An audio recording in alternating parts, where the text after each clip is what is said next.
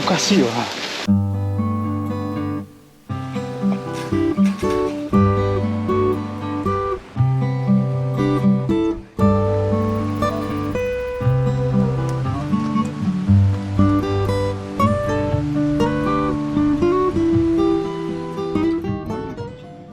こんにちは、ハミ肉チャンネルです。大好きな乳頭温泉、有名な鶴の湯さんに何度もお邪魔してますが、今回はさらに奥地の黒湯温泉に向かってます。通常宿泊は2万円以上する人気の宿ですが、当時部は約8000円と格安。今回は当時部で予約を取ってみました。国民休憩村。黒湯温泉は休憩村乳頭温泉郷から約 1.5 キロのところにあります。なんか急に綺麗だな。こっちは来たことないね。休憩村からも行ける散策路エリアを抜けていきます。緑がとても綺麗ですね。目的地は左側です。まだ午前中でチェックインはできませんが、黒湯の先の野党に行くためにやってきました。目的地は左側です。お疲れ様でした。わあ降りてくんだこれ。駐車場から温泉までは約数十メートルの坂道を下っていきます。よいしょ。結構でかいな。ね。あっこのほらかやぶきあんじゃん。あそこ当時部って書いてあったね。一番手前もかやぶきだな。ここを下っていくと孫六温泉。ここもいいお宿ですが、現在は工事中で日帰りを休止中です。次回にまたお邪魔します。我々は右に行き黒湯温泉へ向かいます。格好してさ、どこ行くんだろうって思うよね。どこ行くんだろうか、どっから来たんだろうか。さあどっちだ。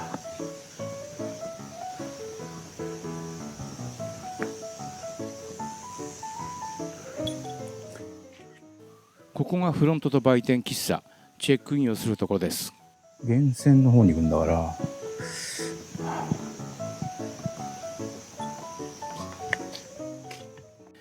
目指すは一本松温泉立子の湯。黒湯から脇道を30分程度歩いたところの野党です。かつては温泉宿があったそうですが、今は野党となってます。立子の湯について温泉宿の方に聞いてみましたか？今は橋が落ちて登山道は通行止め、立子の湯へは到達できないです。自己責任になりますが行ってみることは可能ですよ。とのことでした。せっかくなので行けるところまで行ってみます。よいしょ。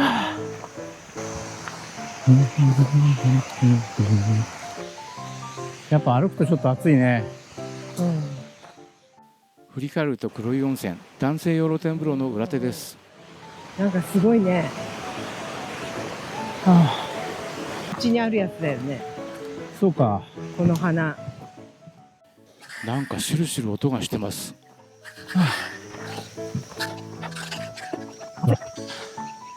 源泉。暑いね。ねボコボコしてる。してるな。先に進むとあちこちからボコボコと蒸気が噴き出しています。多分この辺りに千立川の湯という野党があったようですが、今はなくなっていると宿の方がおっしゃってました。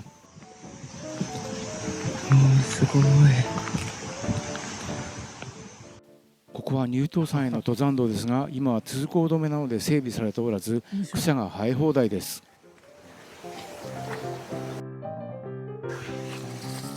いやいやいや。千立川に架かる石橋まで到着しました。やはり橋は落ちてますね。はは。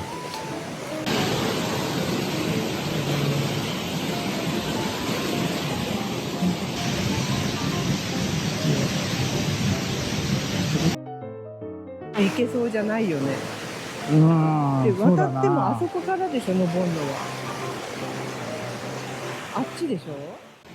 妻はここで待機。私一人で川を渡ります。妻はこの川を渡れそうにありません。一人で待つのも怖いと思うので急ぎます。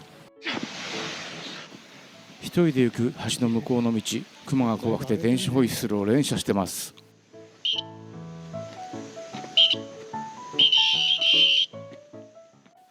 先日も民家に熊が侵入し人が殺される事件があったばかり。気をつけて進みます。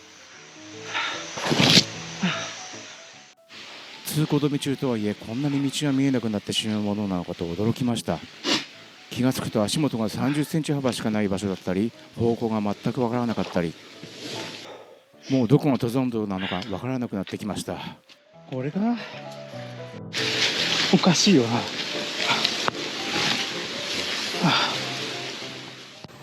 もう少しでたどり着くはずでしたが、妻も心配ですし、ここで引き返すことにしました。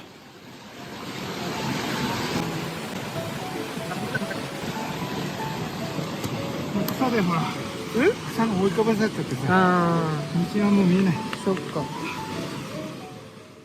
立子の湯、登山道が開通したらさらにチャレンジします。ね。なんか上品な。当時プランなので、今夜は宿の食事ではありません。せめて昼食だけでも黒湯温泉でいただきます。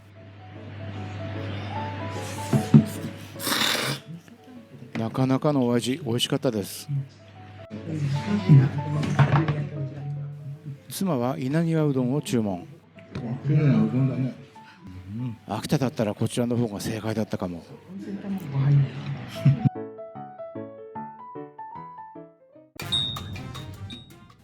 お腹もいっぱいになったので、妻が大好きな鶴の湯へ向かいます。3km道なりです。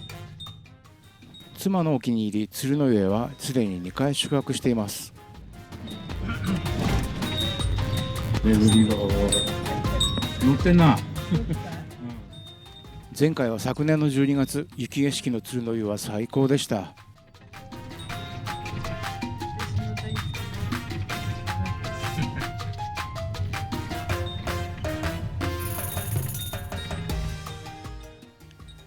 相変わらずいい雰囲気です。目的地に到着します。江戸時代にタイムスリップしたかのような景色が目の前に現れます。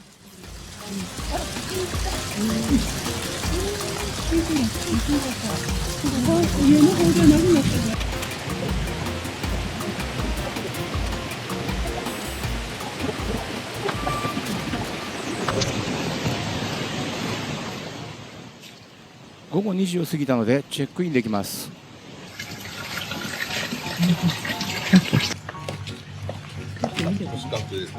あ、はい。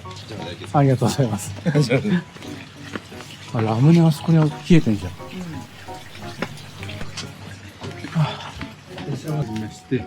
まず朝の7時半から8時半があって、混浴と男女別のお掃除のお掃除が1時間入ります。これ以外はずっと入れますけれども、この時だけ注意してください。それから今いろいろとご説明してまいりますので、いろいろとご案内させていただきます。こちらの今日夜8時、明日の朝7時からなんですけども、喫茶にもなってますので、よろしかったら。ああ、そうですか。こちらでご案内しますね。はい。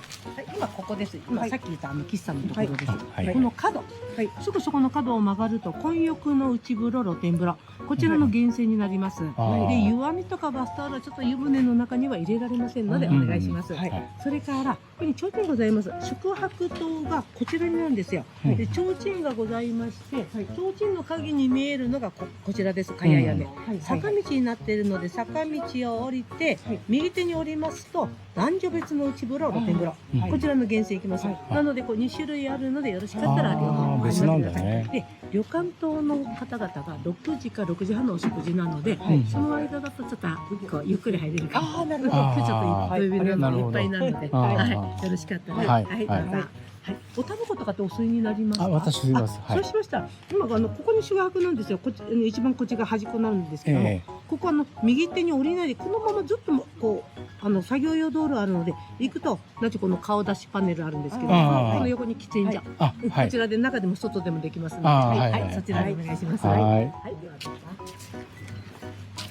は宿泊は茅葺きの角部屋、一番泊まりたかった8号室でした。すごいね。ちらになります。あはいそれで掛け布団と枕カバーはつけてございます。はいシーツ置いてございますのでご自分で敷く形になります。はいはいでお部屋の鍵です。はいで自炊棟の中ご案内しますので、はい、ちょっと荷物だけ。はい、どうぞ。先ほど言いましたね。あ、はいはいはい。ですね。すごいね。こちらなんですけども、はい黒湯って書いてあるサンダル、こちらご利用になって結構ですので、あはいはい。それからこの館内はこちらの茶色いスリッパで、あはい、はいどうぞはいはいお越しになってください。はい。とりあえずね。よいしょ。お邪魔します。それでこちらなんですけども、こちらはこう電気こうつけるようになってます。今ああ電気ついてるけども、こうつけると明るくなるので、はいはい。こちら分別をお願いいたします。あ、はい。それから洗濯機の後ろに洗面台。あ、はいはいはい。それからお手洗いになります。中でこう電気。こうんちらからご覧のこの奥で電気になってます。こちらなんですけど、すみません、元栓はしまってないんですけど、うんこう押していただいて、こう、回す方に回していただいて、こう、今式です。あとこちらは、チャッカマンで見える形になってます。はい。こちらがイラストです。で、電子レンジ、オーブントースター。はい。冷蔵庫が右左にございます。はい。7回転入れてください。あなるほどねそれからこちら、お水、それからお湯、水です。吸い込んでお願いします。はい。はい。飲めます。はい。それから、7個が出た場合は、こちらの袋に入れて、こちらにお願いします。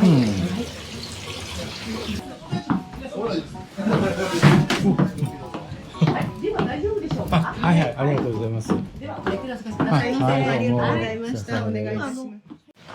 黒湯温泉には上の湯と下の湯の2つの源泉があります。今見えているのは下の湯、男女別の露天と内風呂に使われています。すごい部屋だな、ここ。部屋の3方向が窓になっており、源泉や男女別風呂が上から見下ろせます。風通しも良くて室内は涼しくて快適。なぜか涼しいぞ。なんでだろう。あまりにも快適なので2人とも昼寝してしまいました。いやいや、昼寝なんてもったいないとムクムク起き出して貸し切り風呂に向かいます。貸し切り風呂は予約が必要で、料金は宿泊者は1100円、外来は2200円。下の湯源泉を左に行き、男女別の風呂の向こうにあります。入浴は1組30分ずつとなっていました。3時になった秋。おお、すごい。こんなになってんだ。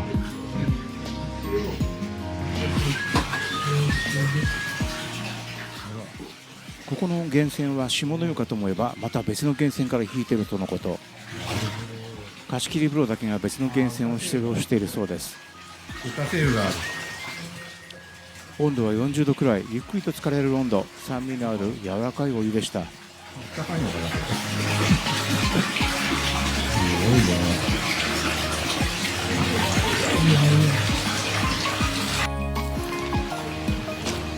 ね。いやー、暑い。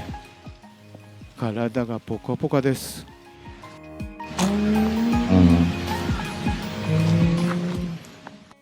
混浴風呂は当時棟から一番遠くにあります。宿泊客が食事をしている6時、今がチャンスです。ちょ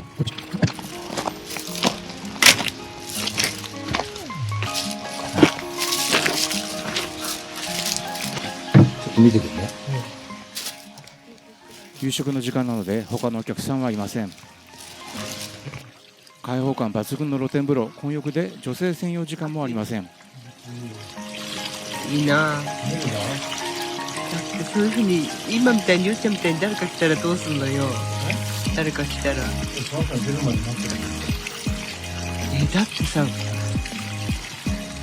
白くないじゃん。結局ちょっと入りました。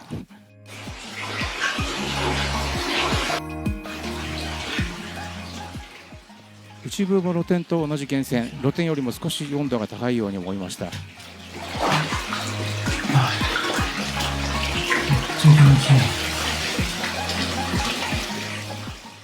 うっすらと濁った乳白色、貸し切り風呂とはやはり違いますね。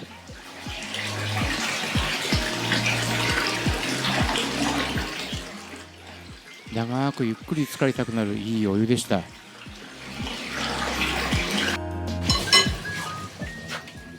夕食はめんどくさいのでカップラーメンとパックのご飯。でも雰囲気を味わうために源泉が見えるテーブルで食べようと準備中です。え、何？え？え？はあ。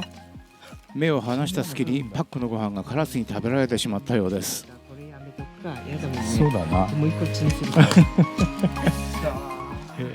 その後もカラスが狙ってるのが分かったので仕方なく部屋で食べることに。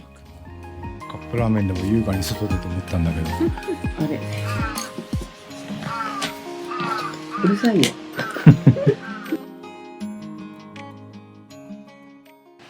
日が山に吸い込まれて夜が迫ってきます。カラスもいつの間にか山の住処に帰ってきました。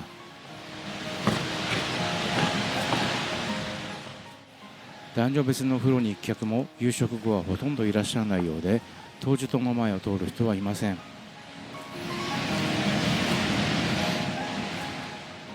ただただ源泉からお湯が湧く音だけが永遠と続いています。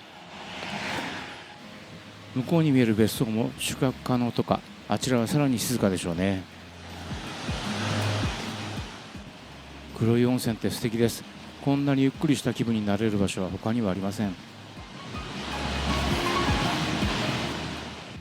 黒い温泉は1674年の開湯。昔は鶴の湯に対して亀の湯と呼ばれたこともあったそう。昔の殿様や家臣、時代の権力者が湯治に来たという記録も残っているそうです。お湯に浸かってリラックスするのは昔の殿様も私たちも同じなんでしょうね。すっかり日が暮れると源泉の周りがほのかに光り出しました。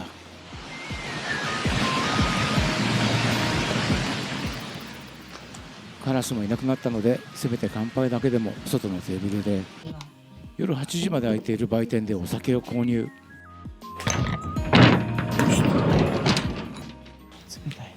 ポテチも一緒に買いました。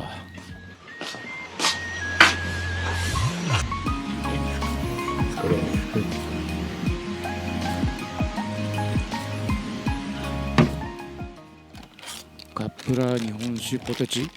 今日の食生活はひどいですね。まるで黒いを貸し切りにしたように感じるほど他の客に会いません。目の前はほのかにライトアップされた源泉。星が出ていれば最高なんですが、今日は曇天です。旅館部で美味しい山菜をいただくのもいいんですが、湯治部でポテチも私は好きですね。妻はまた風呂に。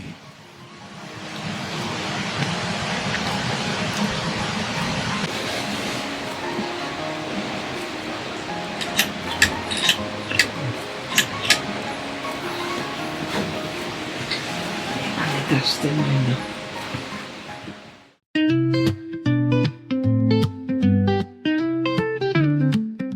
はみ肉チャンネル。うん。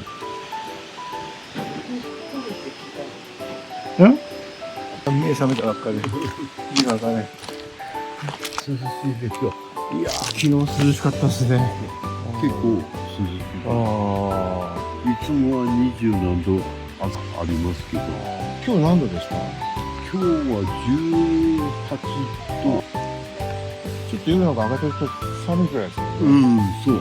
朝晩があお客さんも風邪ひいちゃう。夏風邪ひいちゃう。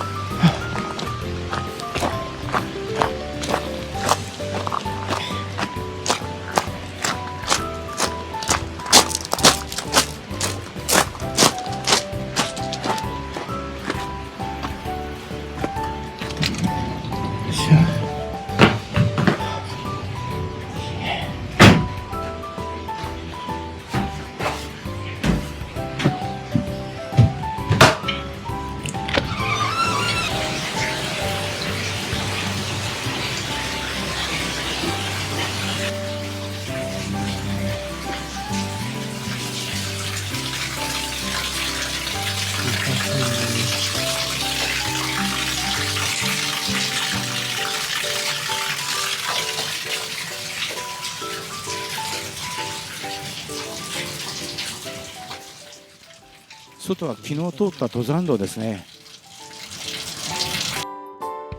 アヒル買ってってどうする？だからさ、温泉のところで写真撮るときにこれをつけたんだよ。あ、なるほどね。うん。本当はこの桶が欲しかった。桶に入れとかって300くらいでいいじゃん。100均。だから昨日3匹飲んくらい。だやつ。うん。結構美味しかったね。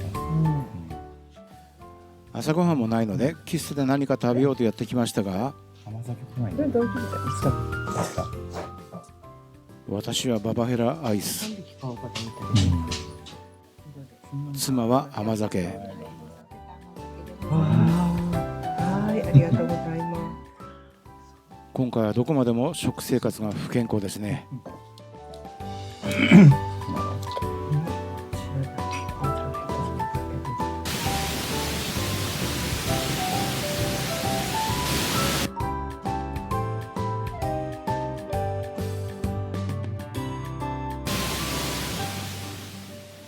黒い温泉、本当にゆっくりできました。ありがとうございました。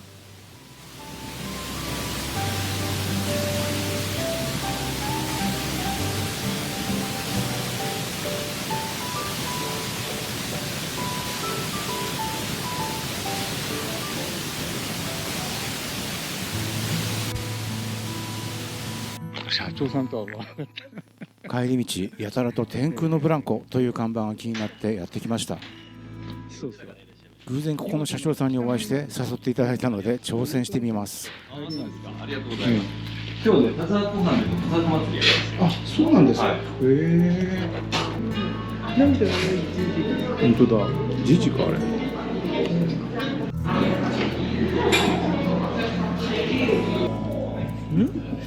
なんか埋もれてるよ。なんでそんな埋もれんだ。途中に座るとこありますから、ね、私たちそんなに老人に見えない。わかんない。おっと。そんなに怖くないんじゃないあれ。どこだ。なんかフラグが立ってるみたいな気がするけど。何？フラグが立ってるみたいな気がするけど。あ、これはさっきの網みたいだってさ。あ、風呂先。でもちょっと乗るの怖いかも。うーん。はあ気持ちいい。ね。あのね、子供のジジババは少し目が回りますが、妻は対処法を発見したようです。ひっくり返ったりとか。そうなの。上に乗らず。よくわからないけど。ちょっとじゃあいろんなことしてみ。いや、もういいよ。なんか胃がおかしくなる。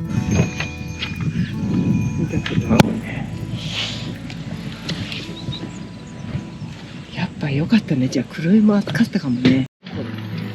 ああ、俺は登れねえな。昭和の雰囲気を色濃く残したドライブイン、国道46号線の県境にあります。あそこ行くのね。綺麗な。ああ、いいかもね。いやだ、怖い。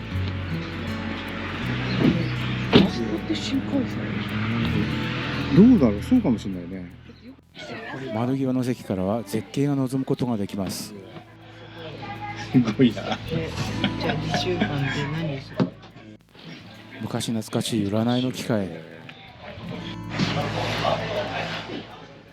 店主の死亡で一時閉店しましたが、役員や元従業員が意思を継ぎ店舗を再開。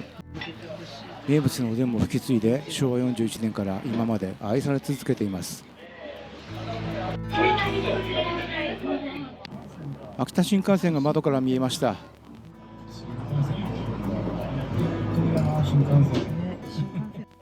名物はおでんですが、我々は天ぷらそばを注文。おでんはパックで購入して帰りました。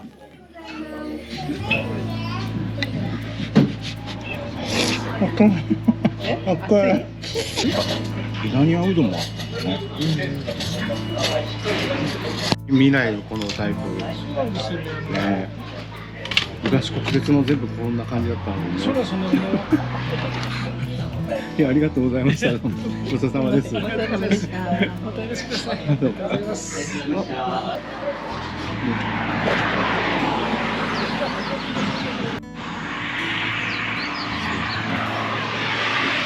やっぱこんちゃんだよね。